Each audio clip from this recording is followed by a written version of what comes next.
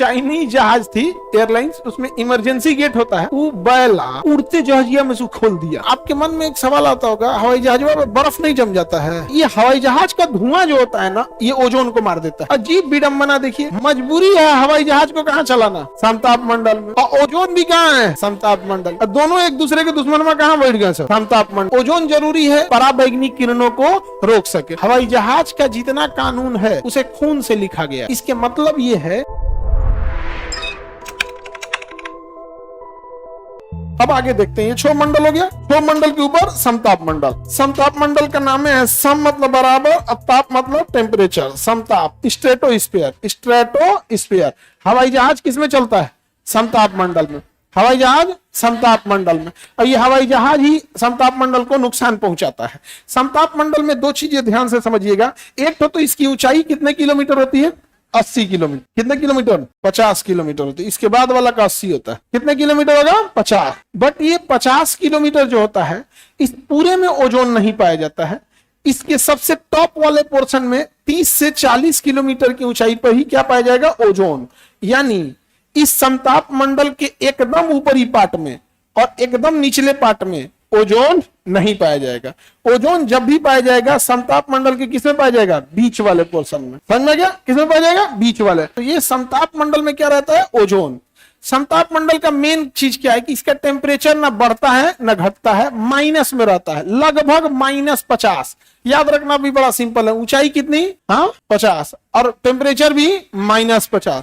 तो जो हवाई जहाज उड़ रही है वो कितने पे उड़ रही है? -50। कितने पे? और नीचे उतरती है तो लगभग 50।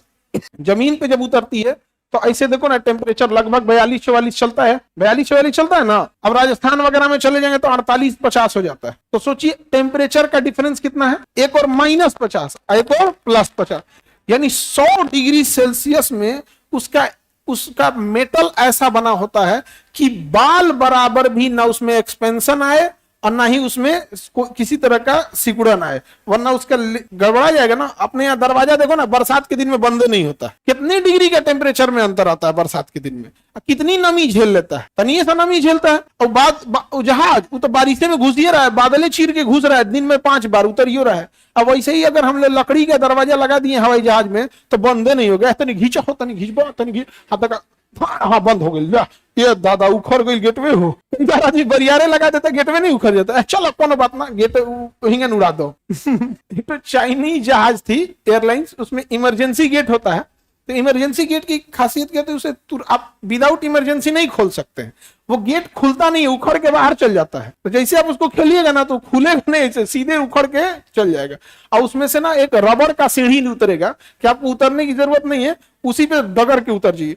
बैला कोनो आदमी बैठल था किनारवा, जहाजिया उतरने वाली है ना, तो देखा हमारा गांव आ गया, उड़ते जहाजिया में से खोल दिया। अब खोले का तो खोल दिया, और किनारे बैठल था ऊ खुल के निकल गया। खुल के निकल गया, वो साइड हो गया।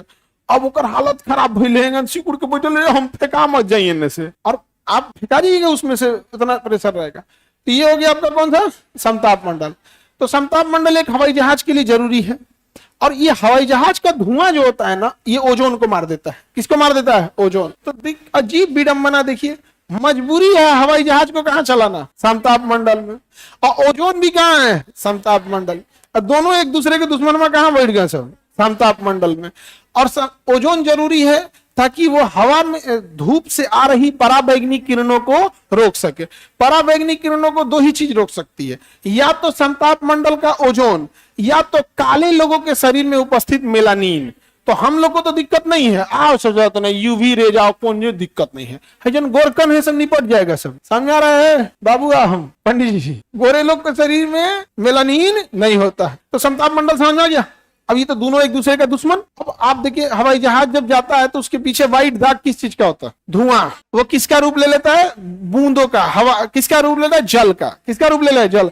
ठंडी में हमारे मुंह से निकला हुआ भाप जल का रूप ले लेता है। तो वैसे ही हम लोग क्या, तो ठंडी सीजन में नहाता है, असमताप मंडल में है भैया -50 एनी टाइम रहता है, -50 एनी। अच्छा देखिए, प्रकृति की बनावट कितनी अच्छी है कि हवाई जहाज जो होता है उसको लंबे समय तक उड़ना होता है। 14 घंटा 15 घंटा, जैसे जिसको अमेरिका जाना है, एक के बैठकी में 14 घंटा उड़ा देता है। ये जो अहमदाबाद में प्लेन क्रैश हुआ है, एक के बार उतरता कहाँ पे? लंदन में।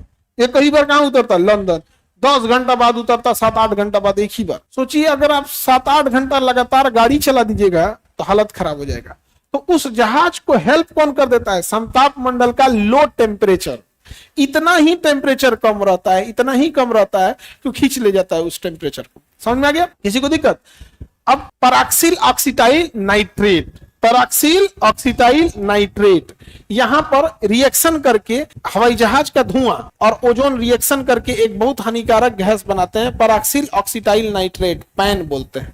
पैराक्सिल ऑक्सीटाइल नाइट्रेट ये हम आपको पढ़ाए थे, याद कीजिए, बायोलॉजी के बॉटनी का लास्ट चैप्टर प्रदूषण में, और उसमें वायु प्रदूषण में ये चैप्टर पढ़ाए थे। कितने लोग बायोलॉजी पढ़ लिए? तो आप लोग को याद है ये पैराक्सिल ऑक्सीटाइल नाइट्रेट, पैराक्सिल ऑक्सीटाइल नाइट्रेट। समताप मंडल में टेम्परेचर बढ़ता है कि घटता है? हाँ, कांस्टेंट रहता है, याद रहेगा। वायुयान किस में जाएगा? और उतरने के लिए फिर क्षोभ मंडल होते हुए नीचे आएगा। समझ में गया? क्षोभ मंडल होते हुए कहां आएगा? नीचे आता है। Any problem? आपके मन में एक सवाल आता होगा, हवाई जहाज में बर्फ नहीं जम जाता है? हवाई जहाज में बर्फ नहीं जम जाता होगा? -50, समझ रहे हो? अच्छा, उसमें बादल भी टकराया है, जब बादल को पार करता होगा तो पानी लग जाता होगा, और जब समताप मंडल में जाता होगा तो बर्फ जम जाता होगा। जम सकता है कि नहीं? बाबू 2-4 को जहाज गिरी है सब बर्फवा जम लग कर, उसके विंग्स पे क्या जम गया था? बर्फ।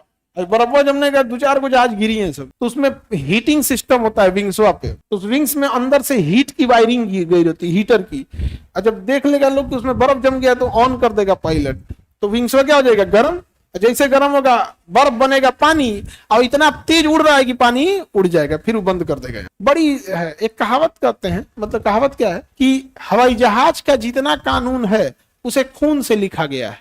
इसके मतलब ये है कि जो भी कानून बना है, जो भी नियम बनी है हवाई जहाज में, किसी न किसी जहाज के दुर्घटना के बाद ही बनी है। अब दुर्घटना में हवाई जहाज का दुर्घटना होता तो कौन बचता है? बहुत कम चांस है बचने का।